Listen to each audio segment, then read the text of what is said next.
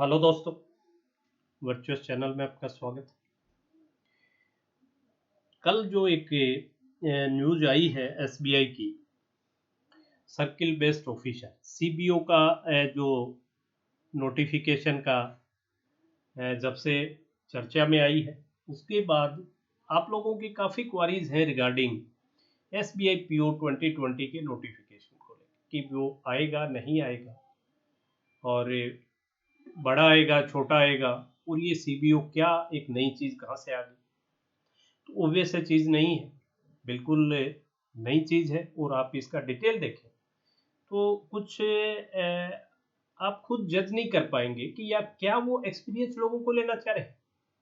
क्या इसमें जो सीबीओ है उनके पास से कोई ऐसा एक्सपीरियंस है, उनकी जो एलिजिबिलिटी क्राइटेरिया है उसके अकॉर्डिंग कोई आपको लगता है कि वो एसबीआई को कुछ एक्सपीरियंस लोग चाहिए और इसके लिए वो ले रहा है? ऐसा नहीं लग रहा है देखने से। आप अगर देखें इसको तो इसमें जो एक्सपीरियंस दिया है वो मिनिमम एक्सपीरियंस 2 इयर्स है, लेकिन बहुत एक्सपीरियंस भी आपके पास नहीं हो सकता क्योंकि आपका जो एज लिमिट दी है वो 30 इयर्स है। जनरल कैंडिडेट के लिए 30 इयर्स मैक्सिमम एज।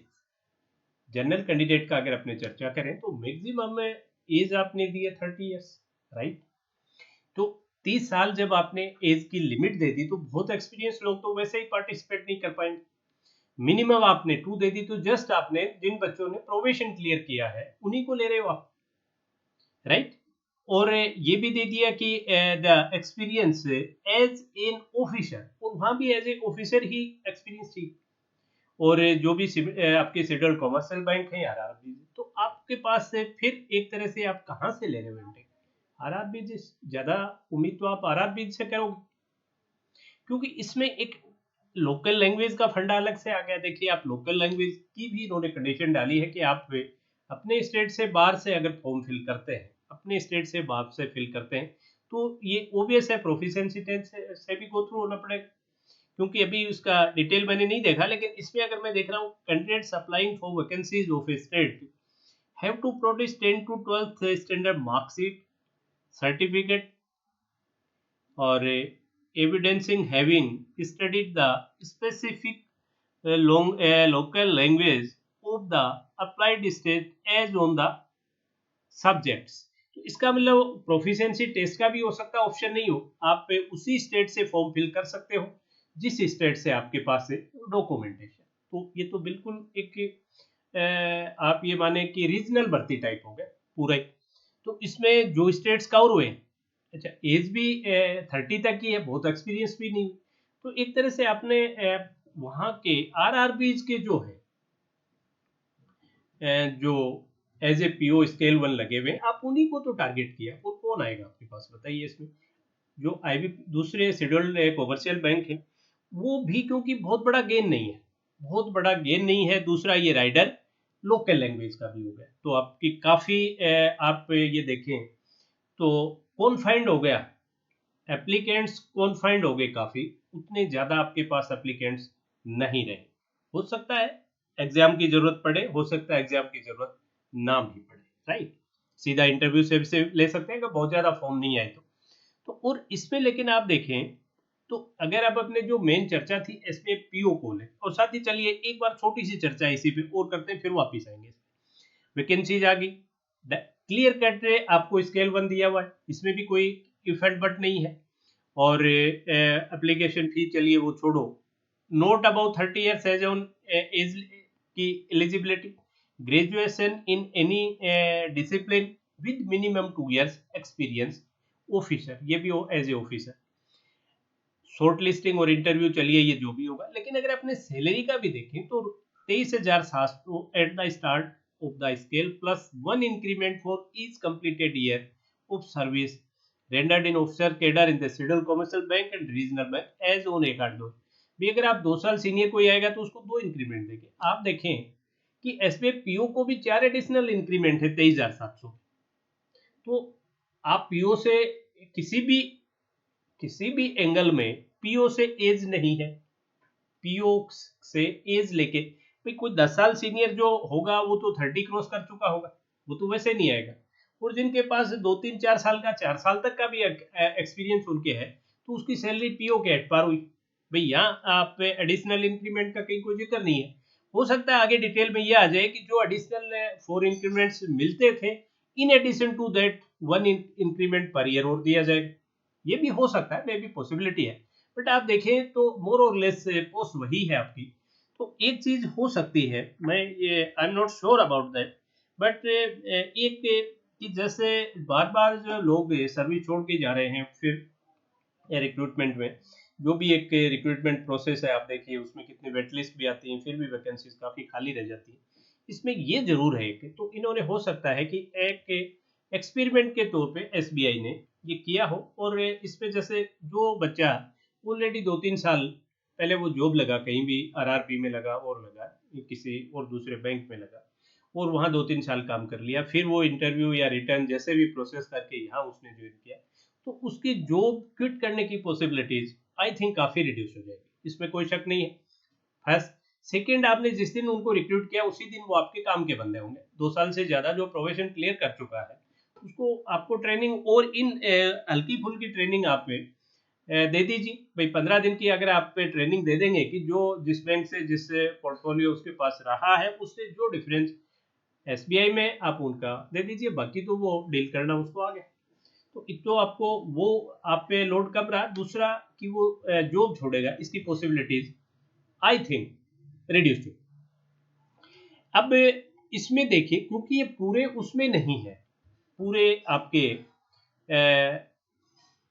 कंट्री में नहीं है। आप देखिए इसमें जो स्टेट्स इन्होंने कवर किए हैं, गुजरात है, कर्नाटक है, एमपी दोनों है, एमपी छत्तीसगढ़ दोनों, मतलब पुराना एमपी मान लें हमने, तमिलनाडु है, तेलंगाना है, राजस्थान है और महाराष्ट्र है, एक्सक्लूडिंग मुंबई, मुंबई नहीं है।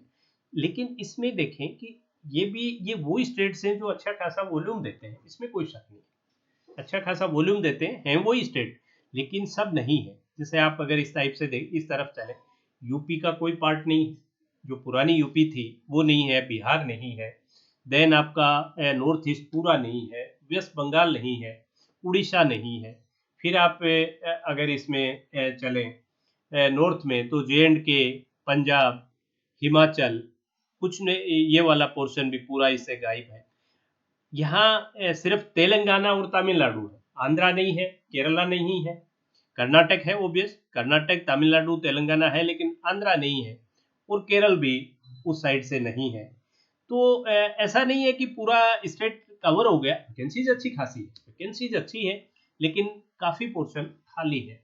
तो ये जो मेरा खुद का थॉट जो है कि आप बहुत ज़्यादा इसके लिए पैनिक मत हो, थोड़ा बहुत पैनिक होने की नीड तो है। मुझे भी ये बहुत नोटिफिकेशन देख के कोई अच्छा नहीं लगा, मुझे भी बुरा लगा इस नोटिफिकेशन को देख के, कि डेफिनेटली मैं ये कहूँ कि अपॉर्चुनिटी रिड्यूस नहीं होगी इस तरह के एक्सपेरिमेंट से, अपॉर्चुनिटी तो रिड्यूस होनी चाहिए, क्योंकि आप पे मोर और लेस वही पोस्टिंग बच्चों को भी दे रहे हो, राइट।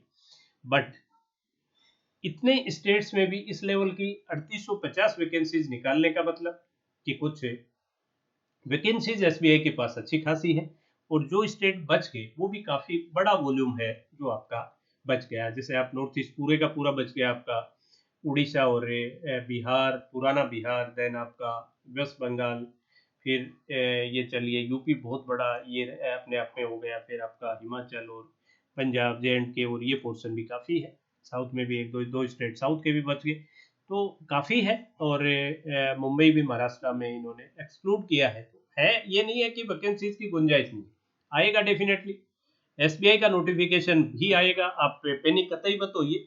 और एक और चीज़ आप देखिए कि ये जो 4000 लोग भी जो जॉब पे जाएंगे, ये भी पोस्ट खाली करेंगे। ये जो 4850 जो भी अगर इनको ये इतने बच्चे मिलते हैं और ये चले जाते हैं, तो ऑब्वियस है ये भी वैकेंसी क्रिएशन है, वैकेंसी क्रिएट ये भी होंगी। 4000 वैकेंसी जाना ये एक बहुत अच्छा साइन है, इसका मतलब वॉल्यूम काफ़ी है वैकेंसीज का एसबीआई के पास। तो इसको आप एक अच्छी खबर मुझे आज के दिन ये नहीं लग रही, लेकिन आप इसको टोटली नेगेटिव मत लीजिए, कि ये आप मान के चलिए कि इनके पास वैकेंसीज का वॉल्यूम अच्छा खासा है, पीओ का भी नोटिफिकेशन डेफिनेटली आएगा, अदरवाइज ये पूरे, क्योंकि इन्होंने ये as a experiment I think ये कुछ किया है। वजह उसकी ये भी हो सकती है कि जो बच्चे बार बार क्विट कर रहे हैं उससे निजात पाना चाह रहे हो, एक्सपीरियंस लोगों को लेना चाह रहे हो, क्योंकि एक्सपीरियंस जो लेटरल एंट्री एक लेवल के बाद में होती है, वो जाके स्केल 3, 4, 5 वहाँ होती है, या एसबीआई में तो अपने देखें तो आई थिंक ज़्यादातर वो जीएम एंड अबव वहाँ कई बार निकली है, बाकी नहीं निकलती है। तो ये जो चीज़ फर्स्ट टाइम स्केल 1 पे जो इस तरह का एक्सपीरियंस का इन्होंने एक नया एक्सपेरिमेंट किया, लेकिन वॉल्यूम है, वैकेंसीज का वॉल्यूम है, इसके लिए आप निश्चिंत रहिए और अपने जो भी स्टडी है, जैसे अभी जो आपके हाथ में नोटिफिकेशन है, जैसे जिन बच्चों ने एसबीआई क्लर्क और आरबीआई असिस्टेंट का दिया हुआ है एग्जाम, वो डेफिनेटली अपने मेंस पे फोकस करें, और जो आरआरबी के नोटिफिकेशन आए हुए हैं स्केल 1 और क्लर्क के, उन पे फोकस करें, पॉजिटिव रहें, इस टाइम का ज़्यादा से ज़्यादा यूज करें, और ये मान के चलें कि सब कुछ नॉर्मल होगा, वैकेंसीज भी आएंगी, वॉल्यूम खूब है, वैकेंसीज का वॉल्यूम इस नोटिफिकेशन को देख के मुझे लगा कि वॉल्यूम बड़ा है, इसमें कोई शक नहीं। और एक रिक्वेस्ट जाते जाते आप सभी से, अगर चैनल को सब्सक्राइब नहीं कर पाए हो तो प्लीज़ सब्सक्राइब करें, बेल आइकन क्लिक करें, और साथ ही इन एग्जाम्स के क्वांट और रीजनिंग के रेगुलर सेशन चल रहे हैं। 6:15 PM पर क्वांट का प्री लेवल का है, 9:15 पे आपका लाइव सेशन है, मेंस के लेवल के सेशन चल रहे हैं, और रीजनिंग के आपके रिकॉर्डेड सेशन डालते रहते हैं। तो अगर आपके पास बेल आइकन क्लिक किया हुआ तो नोटिफिकेशन आपको मिल जाएगा, फिर आप एक आध सेशन देख के एज ए ट्रायल देख सकते हैं, आपको लगे कि हाँ यहाँ कुछ आपको फायदा हो रहा है तो कंटिन्यू कीजिए, otherwise discontinue. That's all for today session, have a